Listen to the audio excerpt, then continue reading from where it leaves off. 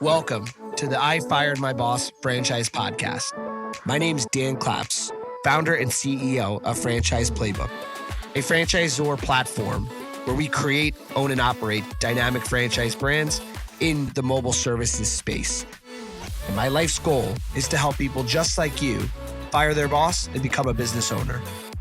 And I'm Christian Dadulak, top franchise consultant and co-founder of Real Franchising, a leading franchise consulting firm. And together, we're on a mission to help people fire their boss, hire themselves, and live the American dream through franchise ownership.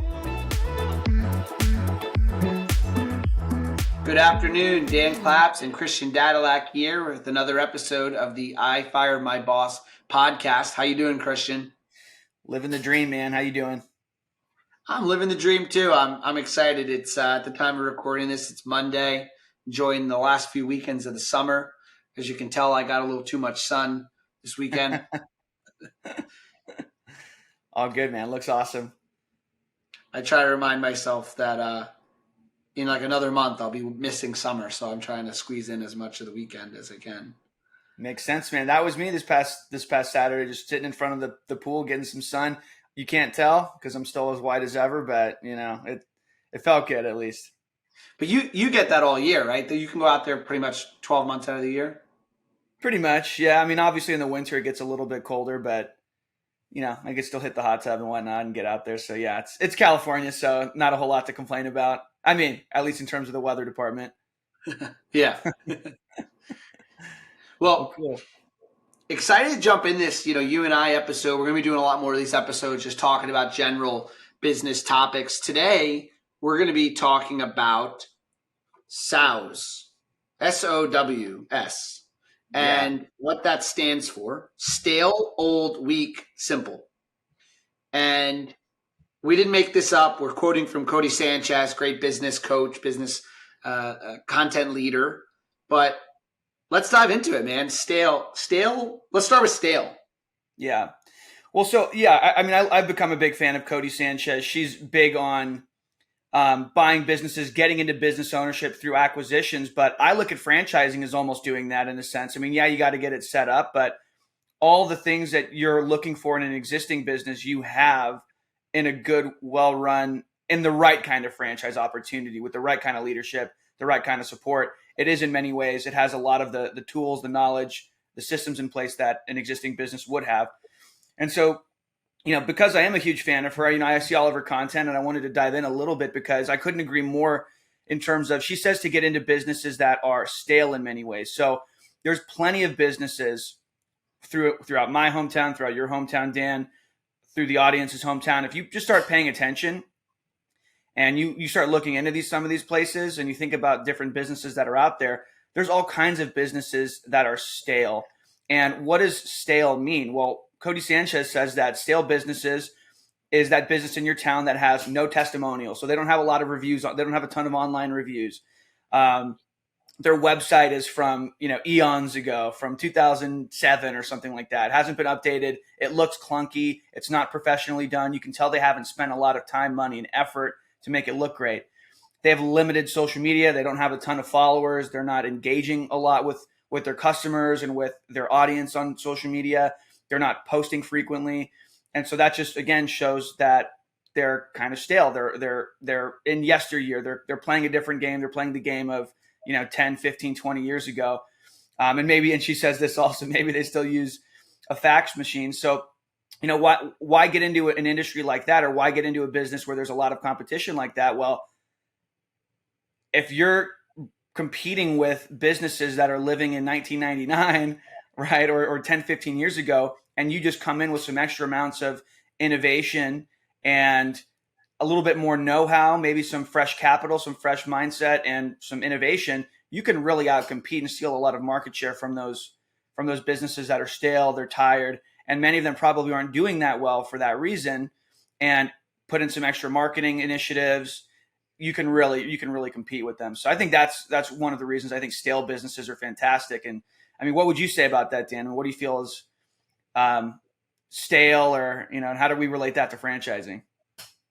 Well, I think in leading a home service franchisor, one of our biggest realizations is that we just run a tighter mousetrap and a better branding and marketing funnel than our competitors. Like in restoration, for example, and this is really any home service, the majority of businesses in the local market are mom and pop. It's a very fragmented industry. So much of the industry is mom and pop businesses. They've gotten by being the hometown hero. And 10 years ago, that would suffice. But now the customer service demands are so much higher. And so just by having an updated website with the ability to chat with the website, get responses immediately, the ability to call a number and there be a call center that answers the phone within 7 seconds, 24/7, branding that's fresh and unique, building, better SOPs for the technicians to show up on time, do the job properly, requiring technicians to wear a branded polo with a nice clean look, clean shaven or clean, groomed at least type of look. Building a culture where you bring in the best technicians because you're actually paying them properly, and running a business with a normal, payroll system like ADP and, having benefits or time off and PTO days. I don't know how you compete with a franchisor that puts all these systems into place as a mom and pop outside of being the hometown hero that's built the trust over those years. But that can easily sway. I've had businesses where I had loyal customer bases, loyal customers, and great relationships. But guess what? If a product or service comes out, and I've had it happen, that was a better service, loyalty, people don't need friends. They need a service. And so they would go to that other service at times. And so, what happens is you come into a business marketplace where it's fragmented with mom and pop owners, which nothing wrong with them. There's plenty of great businesses that have figured out all of the systems, but the vast majority are a person in a truck that maybe is not as sophisticated and as organized. And so to me, being not stale is just really following general best business practices of 2023 and beyond. I couldn't agree more, man. And I think that also relates to, we'll skip over the O because O stands for old, and that's more, she's talking more there about buying an existing business. But if we hit W, which is weak, get into businesses or industries that have weak competition, poor competition. And I think that relates to what we're talking about, right? Where they don't have an updated website, but just in terms of the industry itself, I mean, she talks about when was the last time you got a plumber, for example, that showed up on time, that had automated billing and invoicing, that sent follow-up text, that added some layer of automation to it. And like you mentioned, so many franchisors, and this isn't just home services, but we know that home services, the great ones do have the call center that they're answering the phone immediately. So there's no calls that go untaken, I guess you could say. And because that's the reality. Most customers, they're like, look, I'm going to do business with the first person I get into contact with. Maybe they're going to talk to a couple of companies, but especially when it comes to home services type things, you're doing business with the first person you get in touch with. And there's a level of professionalism you want to deal with. And that starts with from the very first phone call. If you answer my call immediately within 7 seconds, and I'm not having to wait for a call back, which might, in many cases, never comes, and I'm having to leave voicemails, and I, as the customer, am having to follow up, that's not good business. I don't want to do business with that company because there's not that professionalism. So a company that does offer that, I want that. I think about roofing concepts that are out there where they use drone technology to take estimates overhead. I mean, the average mom and pop is not doing that. Even if they're an amazing roofing company locally, if you come in there and you have that kind of technology that some franchises offer, that's a hit. That's a win. And those are the types of companies that customers want to deal with. They don't want to deal with the person that's providing an estimate on a yellow pad. They want someone that's using technology, an iPad. I know for certain design renovating type franchises where they're going to offer, like a tool that they could actually view, like they upload a picture and they can see exactly what their specific bathroom or kitchen is going to look like with different, different remodeling materials and whatnot. And so you just can't compete with that as a local mom and pop. So the nice thing is with a franchise is when you come in, it's like, yeah, you're building it from nothing, right? You're starting a new location in a new area, but you have the support and systems in place and you're operating as if you're already a 5-year, 10-year-old business because you have all of those support structures. So find industries that have weak competition, that they don't answer the phone on time, they don't show up on time. They're not professional. They're not wearing branded polos, or the car isn't wrapped, or it just looks like crap. They're just not professional, right? So those types of businesses are awesome. Low tech competition is great because add a little bit of tech, and that's what franchisors are investing in right now. A lot of AI as well. You can really kick some butt when it comes to that weak competition locally. 100%. I mean, I'll give you an example in a non-home services experience. Like I remember a couple of years ago, I was getting LASIK eye surgery, and I remember calling 2 or 3 doctors' offices, and or eye doctors' offices, and the phone would ring, and they'd go, "What? What do you need?" You know that like receptionist at a Yep. doctor's office that no matter what you do, they're just rude. I hate to, like you've had that experience, Of and course. you're like, I'm just trying to get LASIK, and they cut you off at the knees.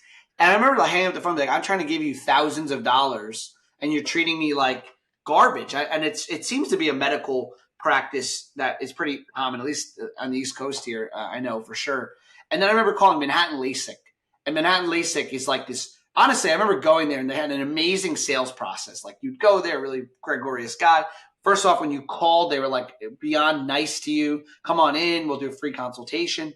And it was a no-brainer that for me to do my LASIK there. And I watched hundreds of people go there. It's a giant business. And they're doing the same surgery. There's nothing about the surgery. The LASIK, there's only so much you can do with how you do LASIK surgery, right? It's something you learn, you do it a certain way. It had nothing to do with the way they do the LASIK surgery. It's the process and how they got you to doing it and the follow-up and the care, and they had systems to make sure you came back every certain amount of time because I think they knew that you'd have concerns a week in, 2 weeks in, 2 months later, and everything was so well calculated. And I always think about that because they're selling the same widget. They're just doing it better from point A to point, X. Yeah. Well, it's so true. I mean, I think a lot of people, whenever I have this conversation with candidates or just anybody in general, a lot of them think, I mean, really, does that really make that big of a difference, the customer experience? But I mean, of course it does. If you think about it for yourself, it absolutely makes a big difference. Who am I going to rather do business with? The company that treats me right, that seems like they, pardon my French, but seems like they have their shit together, or someone that doesn't, that's rude to me. Again, yeah, at the end of the day, the widget is the same, and the end result is with LASIK, for example, is you can see, right? Right. I mean, unless they mess it up, God forbid, but all other things being equal, if they're doing the same surgery and the doctors have the same level of experience, then that's awesome. You get to see, but I would rather work with the company that's going to make it as pain-free as possible. They're going to be comforting because candidly, that's something I got to do in the future is get some LASIK done. I would want to be with the company that educates me. Okay, here's what's going to happen. Here's what you're going to experience afterwards. No, it's going to be fine. Like that makes a huge difference. And I think a lot of people don't realize that it is those small things at the end of the day that do make a huge difference. I mean, how would you feel if you had someone come over to do maintenance on your pool, for example, and when they're and you don't even need to be there, right? You don't need to be home, and they shoot you a text message when they're there. They shoot you a text message when they leave. They send you a little automated or even manually sent out little report, maybe via text or email or something like that, so you know exactly what work they did, what they worked on, what the improvements were. So like that's just a better experience than like, hey, we came over, we worked on some stuff, it's all good, you're good to go, see you next time. Like, who do you want to do business with? Yeah, and it's now more socially acceptable that I always think about like generations and their it would be un-American to have a company do certain home services, right? Like I always say that like I do less home manual labor than my dad did, and he did less than his father, and then my grandfather did less than my great grandfather. At one point, you go far enough back, we're out there hunting, right? Like, Right. There's of course things are getting less manual as we build more technology and systems, but the average millennial, the average Gen Z, the average even Gen X, they want to pay their disposable income toward services, and they don't want to do the services. I think the reason why is, I remember learning this. There's always been this stigma: millennials work less. Millennials don't work hard, right? And it's funny because as we get older, you and I, Christian, I joke around about Gen Z, and so it's always been this way, right?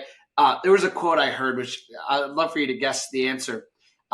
Guess the generation that said this. Everyone is lazy. No one wants to work hard anymore, and everybody's writing a book. I feel like I've heard this, so I'm going to say baby boomers said that. So this was a quote from the 1600s. Oh my gosh. And so every generation forever will always, to some degree, even envy like I envy Gen Z. It's like, oh man, they're young now. They have all these things that I don't have. And if I was a baby boomer, it's like that. I don't say envy, but there, of course, generations should be getting better. Like you want things to get better, not worse, right? But when I think about this, the generation that has the disposable income to spend on home services, it's more than ever. And the reason I think that that's the case is it's actually not true that millennials don't work. I mean, I don't know about you, but my phone is connected to work from the second I open my eyes to the second I go to bed. I've never been on a vacation that I was free from work. I remember going on vacations with my family as a kid and there was no work. If my dad got a work call, it was like a big deal that he got a work call and he went and took it on a payphone or whatever. Like, I think people are willing to spend on home services because they actually have less time than you think to spend on their personal lives because they're always working. Well, yeah. I mean, you have to think about it too, because as time goes on, I mean, generally speaking, the quality of life ideally is supposed to get better and go up. But there's also lateral shifts too, where it's not like better or worse. It's just different. And I think one of those differences is, most households today are dual income households. Right. So both people are working, husband and wife or whatever. They're, both spouses are working. So when they get home, do you really want to do a deep clean of your house?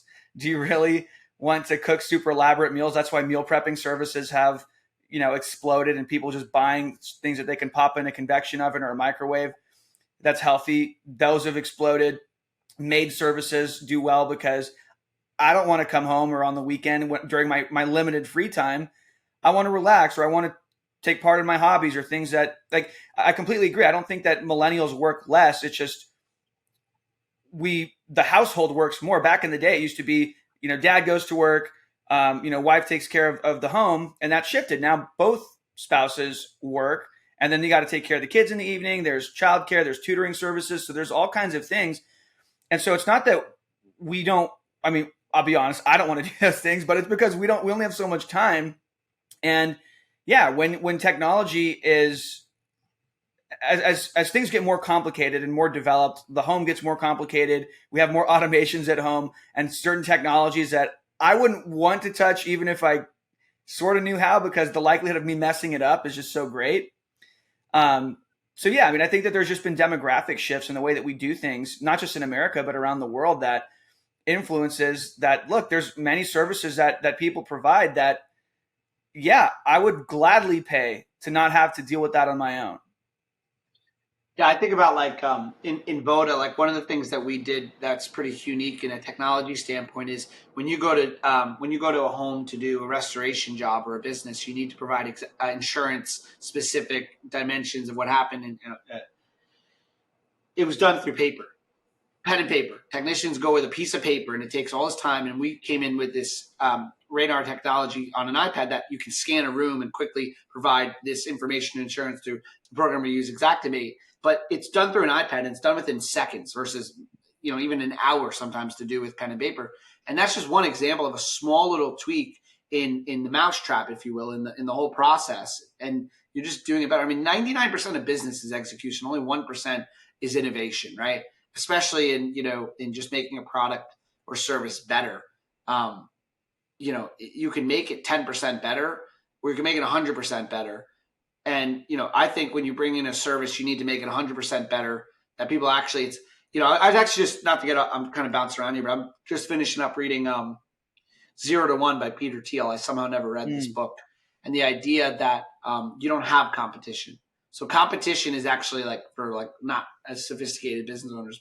Great business owners operate in industries where there is no competition. Now, if there is competition, you make your service so much better that you move out of the competition. There is no competition again. And when I think about the Manhattan LASIK example, they don't have competition. There's no one better. They just are eons better, and they're getting so much of the market share. I think the same way with franchise companies. For me, I think that a good amount of candidates come to a small amount of brands because those brands are just, eons better franchise opportunities, just so much better than, let's say, the 20% of the brands are better than 80% of the other brands. And through the little things like responsiveness and good communication and good processes, good unit economics, a good story, good, unique selling, all the things that they need to have, 20% are the really strong and 80% aren't. And most of those brands, it's not that they had some really unique new thing. They're just doing something better, instrumentally better than their competitors. Yeah, of course.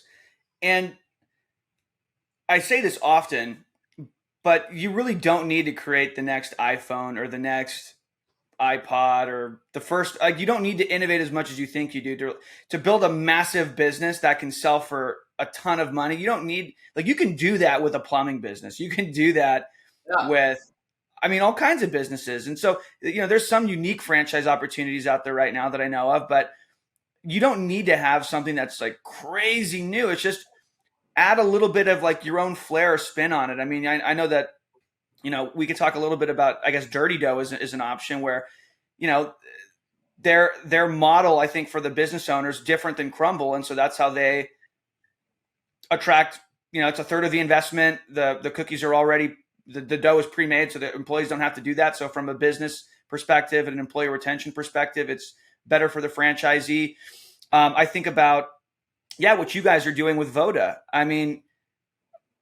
You versus the average mom and pop, if you go in there with a radar gun and you have technology that can scan the room and do these different things and, more accurate estimates or more accurate invoicing and dealing with the insurance companies, better for the consumer, better for the franchisee.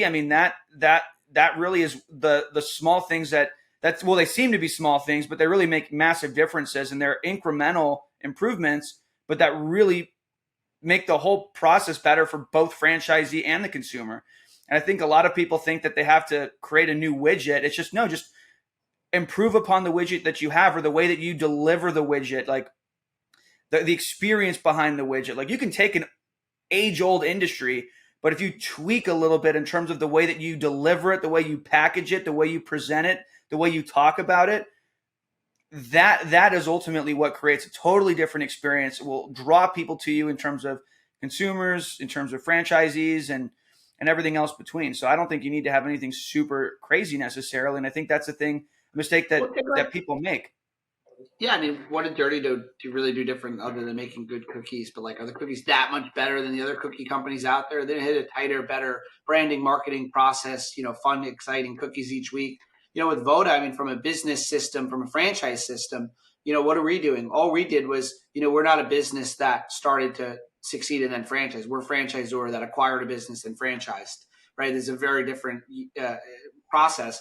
And, what all I did was have the confidence to bring in people that knew franchising better than me from the operations standpoint. And we took the best practices of what they did over the past 10 years, mistakes, lessons learned, etc., and put them all into practice right now. And so people say, why is Voda taking off the way it is? Well, because we didn't invent anything. We took everything we've learned in the 10 years of conferences and experiences and best practices and started from scratch with everything done the right way from day one. It's just a tighter mousetrap.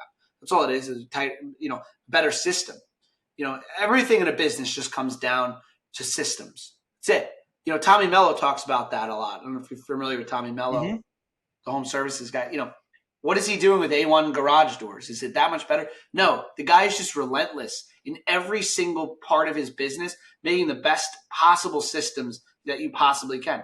That's why he's so successful. He went and did content, but he did it toward the max. He's got more content out there than anyone in home services. I think about what we do. If we took our podcast and did 5 episodes a day instead of 1 a week, think about, of course we would lead the chart. Tommy Mello just took systems and they integrate those systems into each one of their acquisitions, but they're not doing anything unique. There's nothing unique about the way they install garage doors. It's just a better system.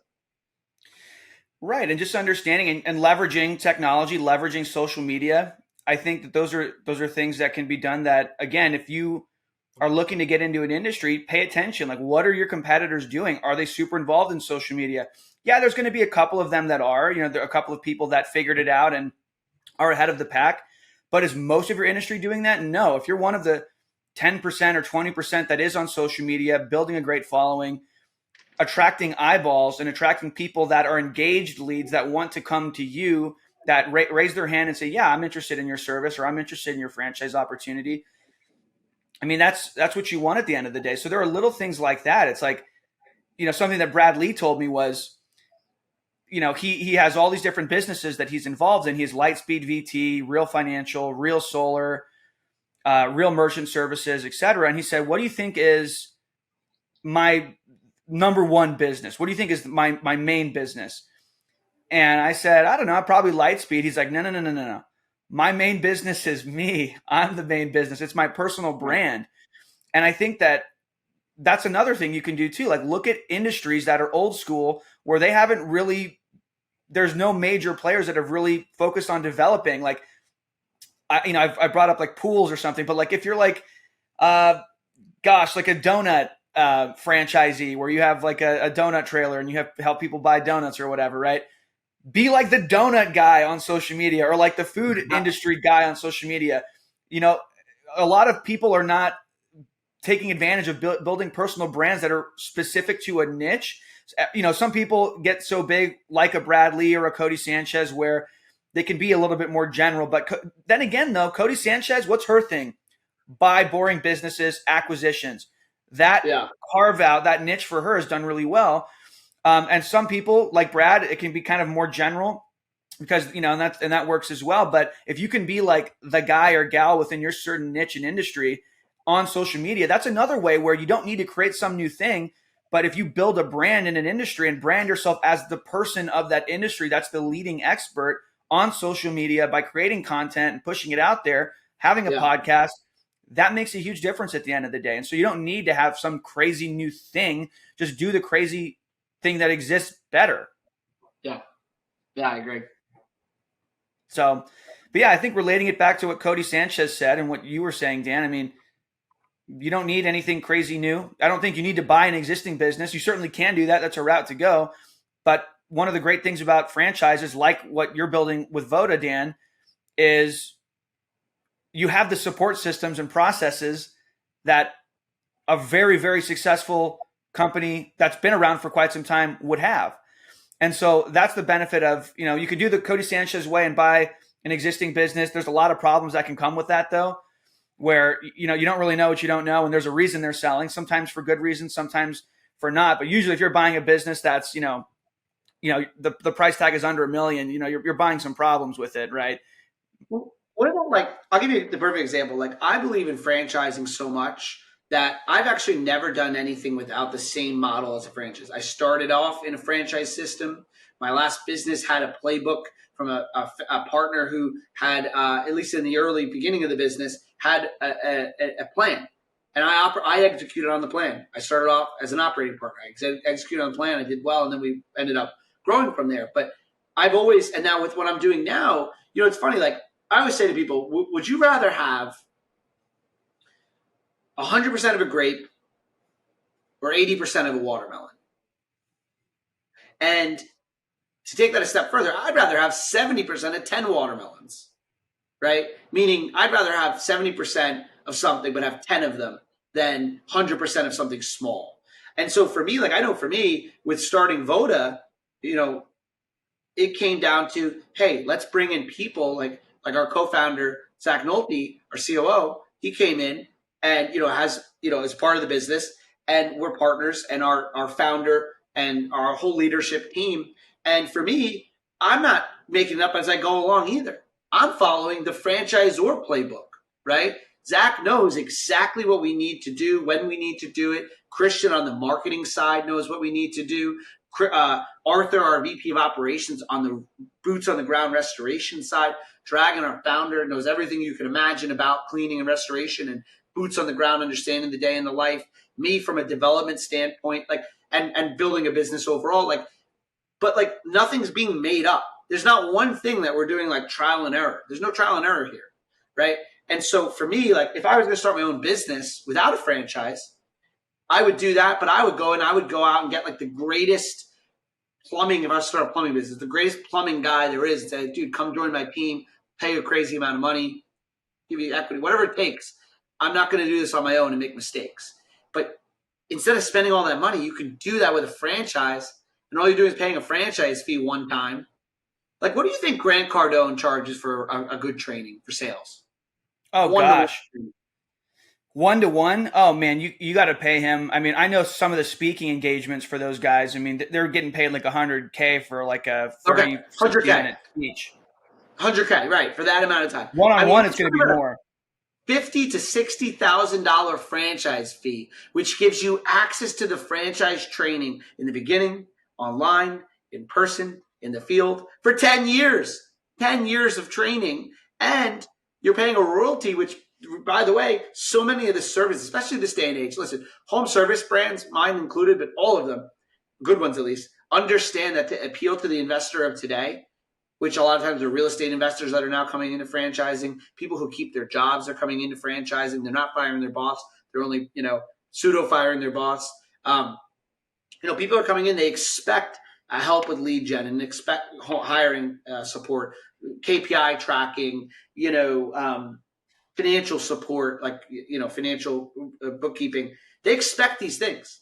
Mm-hmm. That's what it takes now to be a successful franchisor. So you're also getting so much of that in the royalty, and you're paying one time to be trained and avoid all the mistakes. I spent literally hundreds of thousands of dollars and millions of dollars of lost opportunity from mistakes over the 12 years I've been an entrepreneur. I would love nothing more as a franchise owner, first-time business owner, plug in, pay a fee and a royalty, and you're getting all that for that cost. It just seems like a no-brainer to me. And because people a lot of times forget that, they think, well, I'm giving all this money. I'm giving $200,000 to the franchisor. No, you're not. You're giving $140,000 to your own business and $60,000 to training up front in the franchise fee. You know what I mean? Yeah, absolutely. Yeah, I think a lot of people, when they think like the initial investment is $150,000 or $200,000 or $250,000 or even $500,000, they think that's going to the franchisor. No, like that's just you getting your business started. That's what it costs to get that business started. And then, yeah, you pay the franchise fee up front, some training, maybe an equipment package or whatever. But yeah, I mean, I would say, I think the one area where I would maybe disagree with Codie Sanchez a little bit is, yeah, you can buy an existing business and you can buy one that's successful, right? But let's say you get into that business and you don't have any prior plumbing experience. You just bought it because Codie Sanchez said buy boring businesses, and you found a good one and it seemed to be cash flowing, and so you got it. But now what? Like, you don't know. Yeah, there's infrastructure in place. Yeah, there's cash flow coming in, but you don't know what you don't know about plumbing, for example, or pool maintenance or restoration. And I think that it's like, yeah, you have a cash flowing asset, but what's the added benefit of buying a franchise? You don't have to worry about or wonder about, am I doing things the right way? Am I doing, like, learning the industry? Yeah. By the time you go through training, it's like, yeah, you're not going to be like a total expert, but a lot of franchises with their training can get you pretty dang close, where if you could have a conversation with an industry vet of 10 years and hold your own and be able to sound like you know what the hell you're talking about relating to your question. I don't know how it's even a question to do your own business versus a franchise, especially if you're over the age of 30. Yep. Like, you want to start a lawn care business in your early 20s and you don't have any financial obligations or risks or anything, family, fine. But if you want to start in your 30s, 40s, I mean, your chance of success is just so much lower. And not only that, it's not about it that you can't succeed at it, but you're going to add this longer trajectory. So for what? To keep 7% of your revenue, which, when you think about what does that really cut into profits? 7% off the top, I would call it, well, it's 7% of your profits, really, if you think of it from any standpoint, right? Like, what is that worth? If your business, let's use the round number. If your business was doing $1 million in revenue, you're paying $70,000 for support.